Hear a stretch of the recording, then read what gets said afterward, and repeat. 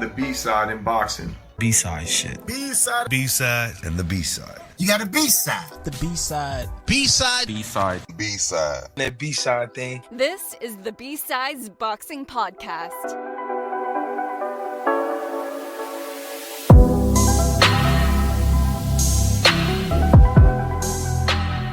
Hey, as you may or may not have seen over on the Ultimate Casual podcast feed, I'm trying to do a new release format where I'm going to be chopping up the block of recording into particular segments to be released at particular times.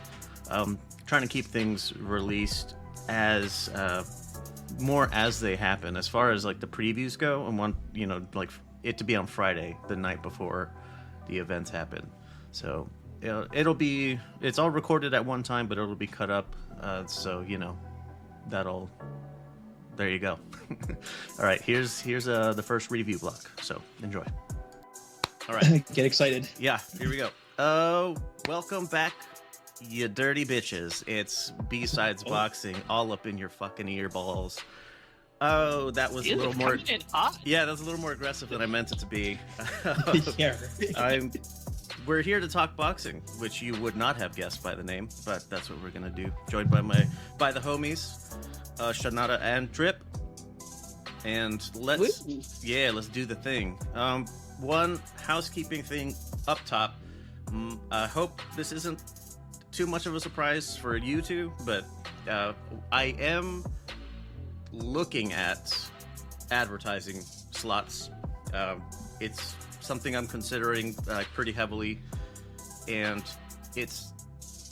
there will be. I fucking hate ads on like the shows that I really like, different podcasts that I like, so I always subscribe to them. So there will be that option for ad free if you want. There will be other perks on it. I went with Patreon instead of other things, just easier. So that'll be the Patreon option will become available before ads become a thing, so that you can get ahead of it. But just one of those things, it's coming, so make peace with it now. Accept it now or don't. Yeah, there you go. One of the things that I did want to include as a perk would be like maybe a monthly discount code for the merch store. I've been putting designs together for all the different shows, so that's fun. So that's pretty cool. So check out the store and buy Drip stuff so he can get money. Yeah, you're rich. All right, news. So your Patreon would be for all of the podcasts? It would be individual subscriptions. Cool. So you just pick the show you want. All right, news stuff. Nobody cares, but Josh Taylor versus Jack Catterall. The rematch is on in Leeds. It's going to be on ESPN Plus on April 27th. I'm sure Britain cares a lot. That might be it. So. But do we care a lot? No, not really. I mean, I'm going to watch it. Yes, I will watch it because I'm a degenerate, but it's all right. I do hope Catterall wins. It would Josh be fun. Taylor annoyed me. Yes, and Catterall seems a little bit more fun. Has a little bit more of a fun personality. Just my take on him, though. So, as to the utmost surprise of everyone, like people had heart attacks. They were so shocked. Shakur Stevenson D-tires, comes back, announces a fight in June, and aims his. He said after his return in June, he's aiming for undisputed. So that's what I have listed here. Is who are his contemporaries and what are his odds against those guys. So the IBF in May is going to be contested. Lomachenko versus Kambosos. So it's going to be Lomachenko. We know that. But for shits and giggles, Shakur Stevenson versus Kambosos. Does he do better versus Shakur than he did against Haney? I don't think so. Ooh. I don't think so either. Ooh, yeah, I don't think so. Shakur, I think Kambosos just gets dog walked. Just like he did with Haney. I think the only difference is that Shakur, while we know he doesn't have the most power either, but he still has more power than Haney did at 35, I would say. So Yeah, I don't think he's gonna knock him out though. it would be a ref stoppage if anything.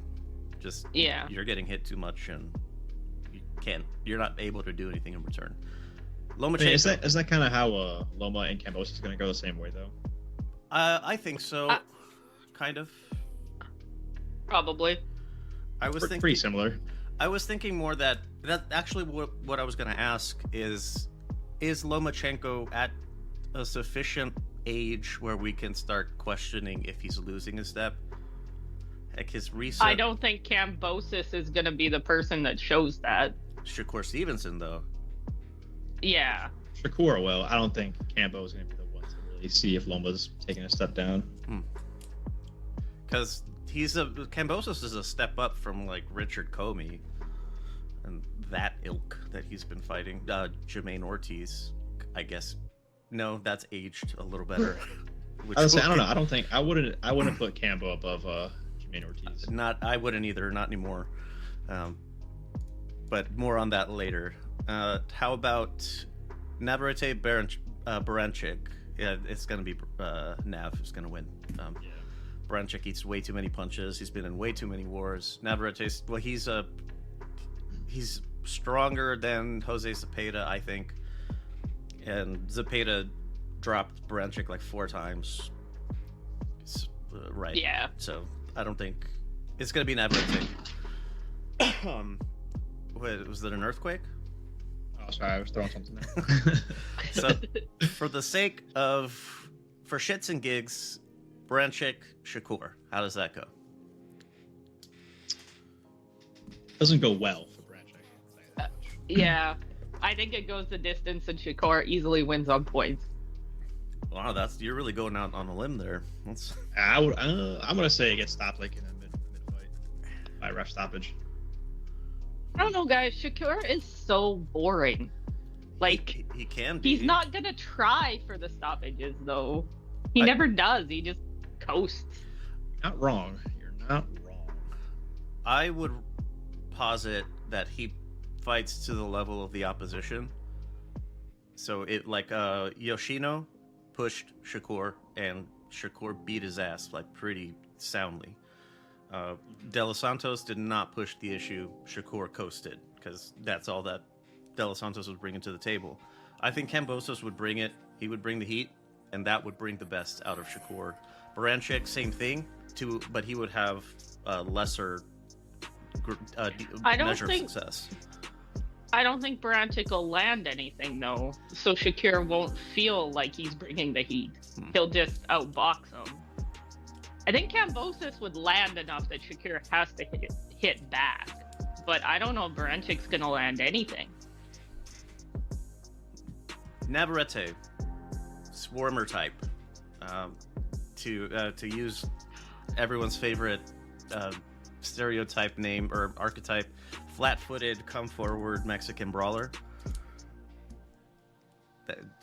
I love Navarrete, yeah. So I think that's an inside joke for Discord. Yeah. In the comrade Discord. I'm gonna give him like a chance. Shakur's not gonna be able to stop him, I don't think. I don't think so. Not at all. If Navarrete can catch him, I think he wins, but I don't know if he can catch him. Robson Conceição. Oh, go ahead. I'm sorry. I feel like it might be kind of like Shakur versus the fuck was Oscar Valdez, similar to that. Oh, he just chases him around? Yeah, Navarrete trying to chase him down, and Shakur is sticking and moving. But, I mean, I could be wrong. I couldn't be wrong, but that's kind of how I picture it when I imagine Shakur versus like a come-forward Mexican fighter. It would be... If you're gonna employ that kind of game plan for like if Shakur were to do that, Nav is the exact type because like he has respectable power, he has a good chin. You're not gonna stand in the pocket with him and win and expect to win exchanges. It'll be more of a toss-up than it would be against pretty much anyone else. So yeah. I mean, I really want Nav to win, but it would be Drift's more fun. got a point. Yeah. It would be more fun, to say the least, for the division at large, my thinking here, Robson Conceição, does he have more pop than Shakur Stevenson does? I think so. Yeah, I think so. I would say he does. So Conceição fought Navarrete to a draw. That was a good fight too. It was. It was a good scrap. Nav was getting hit a lot. I'm not sure what it was that brought Nav up, but I felt like Conceição was winning the majority of the rounds. To be honest with you, as I was watching it, I recall that feeling. But I think there were some knockdowns that made it even. I don't know. Yeah. So Navarrete can get. He is there to be hit. It happens. So Shakur. I just don't think Stevenson hits hard enough to bother Navarrete. That's the point I was getting to. Is that Navarrete wouldn't be bothered by it. So Shakur would have to be on that like stick and move plan, which will make it a boring ass fight. If Navarrete can cut off the ring, it would be. Yeah, I don't know if he can though. We'll see. I'm gonna watch it. Other side note, I think it was Omo's birthday yesterday. That's right. It was his birthday. 36 years old. Oh Jesus, he's ancient. How long ago did he stop beating up teenagers and decided to go pro? I think he was like 25 when that happened. It's like almost 10 years now, 11 years. Awesome. Really? I don't think so. Pro a little. No, I don't Less think than that 10. long. More than 5, less than 10. Gotta be. Lomachenko Baccarat. Pro debut was in 2013. 2013? Oh, you nailed it. Wow. I just What have I been doing with my life? Are you fucking kidding me? 2013 pro debut. So that means he was 25, 26 when he started. Oh, God damn, I'm old. Wow. Man, ow. This my soul is in way pain to ruin right a day. Ouch. Fuck. Sorry, guys. 2013, I was graduating high school. God, Jesus. I was getting out of the military at that time. Right. Moving along before the existential dread sets in. I was doing. Sets in even Everyone's just further. gonna stare into the mirror for a second. Yeah, no kidding. One bit of fun, unrelated, but it was fun. So I'm going with fun-related news. Alexander Volkanovski loses by knockout last night. Featherweight champion of the UFC gets murked, folded, dusted, rinsed, Slapped, yep, ripped, by Ilia Topuria. He fights out of Spain. I think he's originally from Georgia, so pretty. Regardless, it was a really fun fight while it lasted. But that was a is it pretty good because he UFC was card all too around. old? That's actually one of the questions we'll be getting into in the next Ultimate Fucking Casual. So yeah, I might have to jump into that one because I watched that entire card. yeah, actually, that might be. I've been kind of following.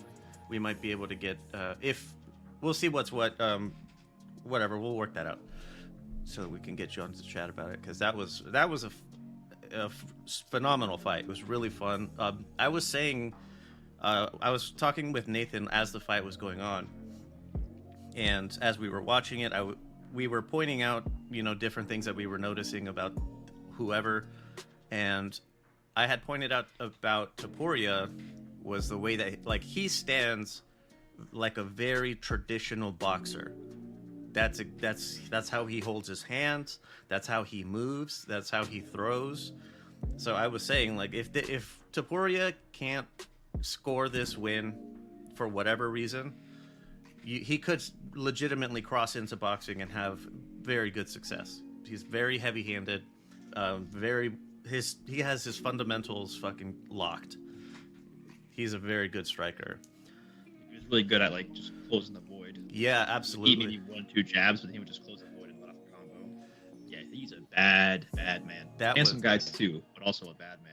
Yeah, speaking of handsome guy, fucking Mrs. Taporia, holy shit. That was the diamond of the fucking card for me. Among other things, but yeah, we'll get to that on Ultimate Casual, so go check that out. I think we'll be releasing it next week. Okay, so moving into our review segment here. The review block goes from February 4th to the 17th, which was yesterday. And starting at Vegas. In Vegas on the 8th, there's the Teofimo Lopez versus Jamaine Ortiz card, aforementioned. There is a very extensive undercard, most of which, if you didn't watch it, you didn't miss a whole lot. But what you did miss if you didn't watch it, Abdullah Mason. Fucking, can you hear it? Can you hear it ringing? Because I fucking called that shit. Can you hear that phone? I called it. Abdullah Mason murks Benjamin Gourmet in the second. Holy tits, it was amazing. It was pretty brutal. It was a little bit... it was a counter over the top of a lazy jab that Mason read, because Gourmet had been doing it the whole time.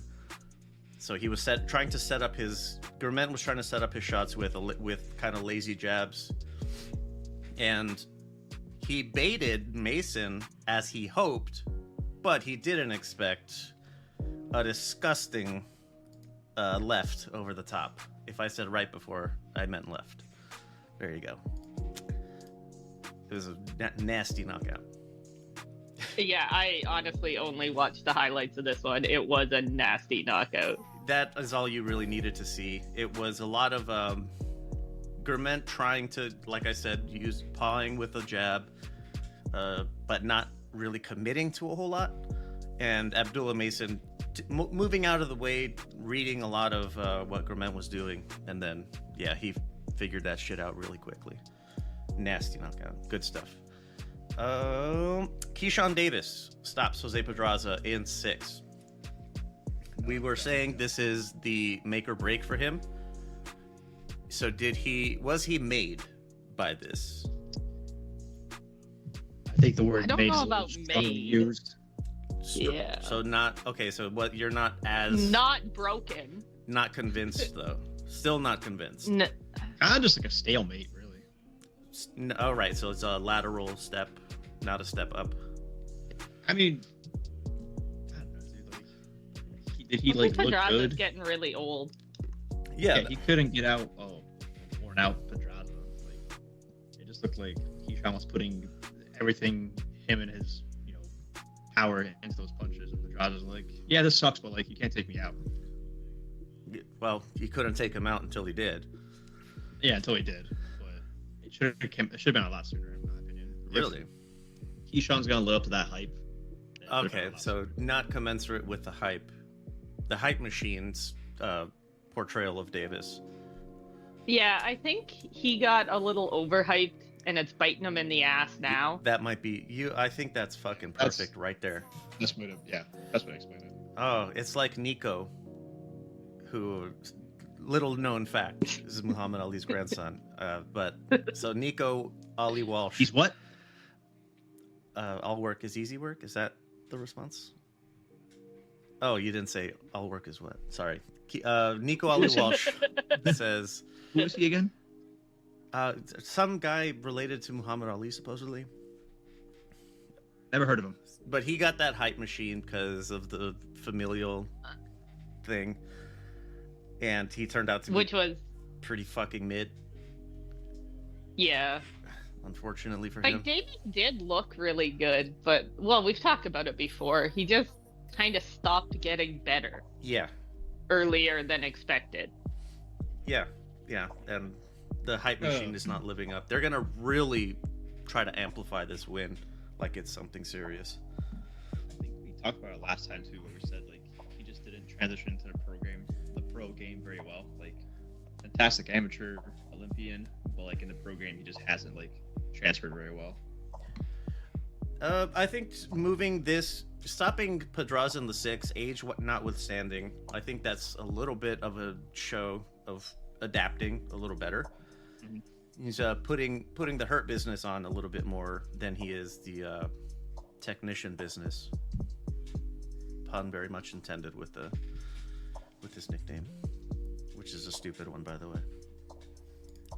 The businessman. All right, Keyshawn Davis. What are we calling? What are we calling you now? Lockdown, Davis. Mid. we're trying Keyshawn to Mid Davis. We're trying to gas him up here. So he's not mid grade. He's premium. Premium. Yeah. Premium. What's the gas? 92 octave. Fucking right. Keyshawn Davis. 92 octane Davis. Octane Davis. That's actually solid. Keyshawn high octane. That's a good one. Lomachenko used to be high tech, which was super cool, and then I always liked the Matrix better. I thought it was better. He changed from high tech to Loma, which is a step down. Very much a step down. Yeah, then Nomaschenko too. Nomaschenko was a thing for a little bit. I liked Nomaschenko. I thought that was good. Yeah. It was clever. It was very clever. That definitely ruffled my feathers. I don't know why it bugged me, because I being a dumbass contrarian at the time, so I didn't care for Lomachenko, but whatever. It was very much deserved. I've heard my new favorite fighter nickname. It was a Muay Thai guy that they called the Slim Reaper. Ah, you put that in chat. I remember. Dude, I did. That's good. I did. That's I really think cool. It's great. That's a really cool one. Another Subriel Matias, no Matias. I like that one. Oh, that's news that I don't know if we right. talked about this, but he signed. That's right. Actually, that's a good kind of a good lead in. Let's pivot to that after we talk really quickly about Teofimo Lopez gets the UD over Jamaine Ortiz. The ref Harvey Dock back to good form. He had that one gaffe with Charlo and Benavidez, but he's back on form.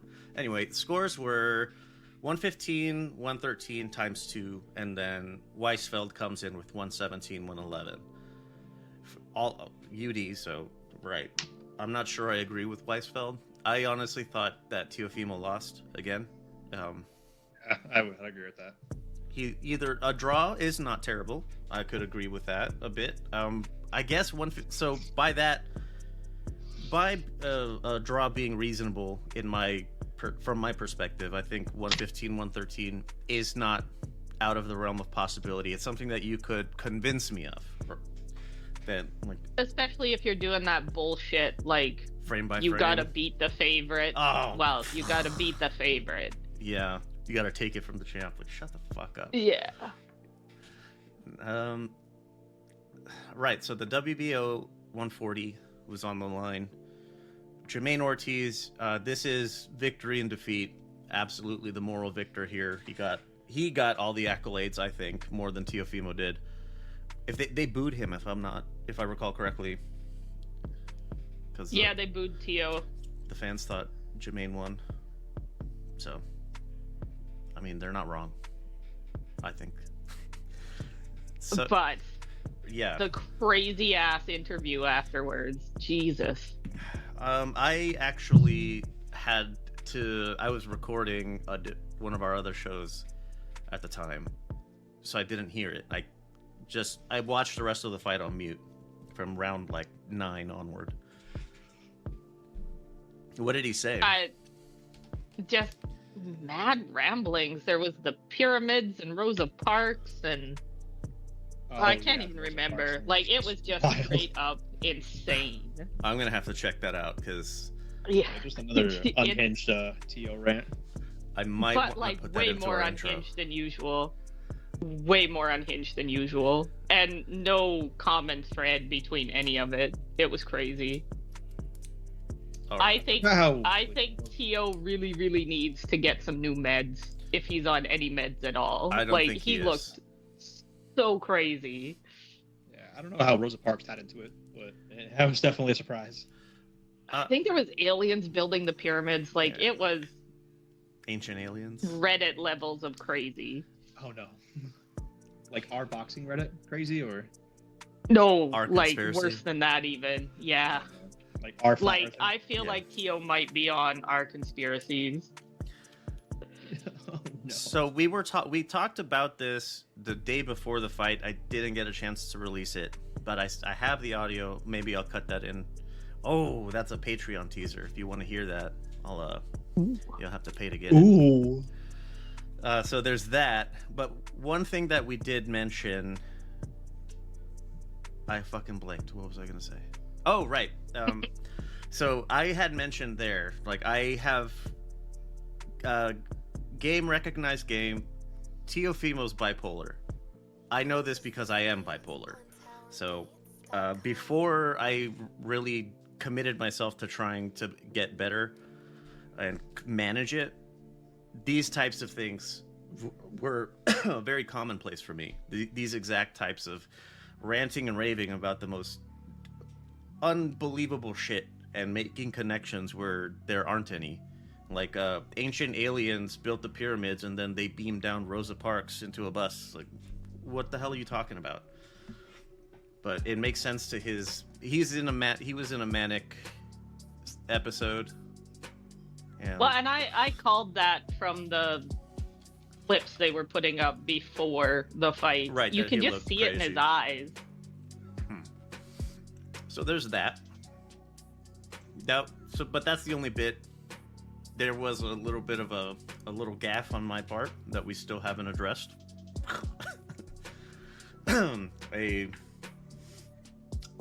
What is it, like an exclamation or something that I put out? But whatever, we'll move on. If you guys don't remember, that's all the better for me.